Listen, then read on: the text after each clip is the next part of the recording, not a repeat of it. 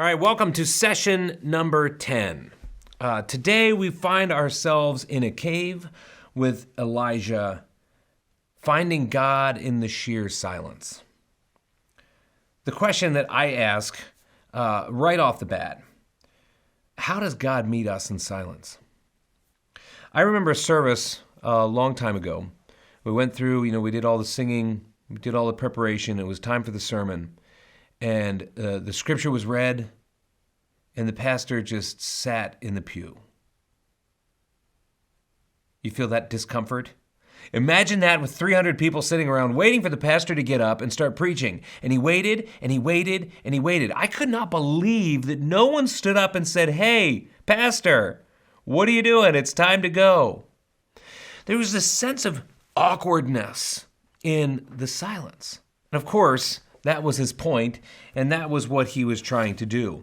So I might ask the question also, why do we dislike silence so much?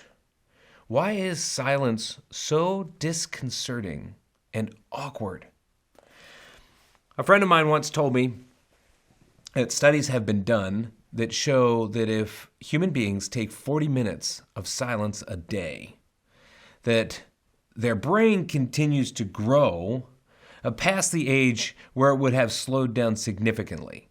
And I heard that news, I thought to myself, maybe I should try this silence thing. First time I tried it, actually the first weeks I tried it, 10 minutes felt like a lifetime. I would sit and I would try to be quiet, and I would try and think about, what do I want to be thinking about? And before long, I'm thinking about what's for dinner, or what I have to do in the afternoon, what's going to happen tomorrow. And it took time for me to get used to just being in that silence. I think today I can do 30 minutes without too much trouble. 40 is still a challenge for me. But what I've noticed is that in time, some of the daily thoughts are replaced with sort of more powerful thoughts, more thoughts about the feelings that are rising up within me. Moments of the day that I wish that I could have had back again.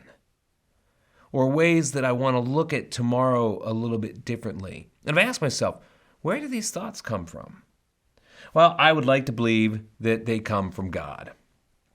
So maybe we don't like silence because in the silence, the energy behind our feelings of shame, self-doubt, anger, and hurt comes bubbling up to the surface. We see these images of pain, frustration, and disappointment. Who wants that? What if that is God speaking to us? Calling us to healing, surrender, forgiveness, and grace. Why do we dislike silence so much? If I were teaching this lesson, that would be my main question. Just something to think about. In the story, we might ask the question, why the earthquake? Why the wind and the fire? What do they represent to us today? The earthquake and the fire and the wind, in my opinion, distract us from the silence. In essence, distracting us from God.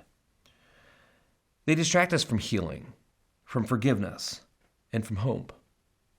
Silence is hard, but I think it's worth us spending time thinking about it. And I know there's some really practical people out there that don't want to hear about it and don't want to think about it, but I think it's good for us.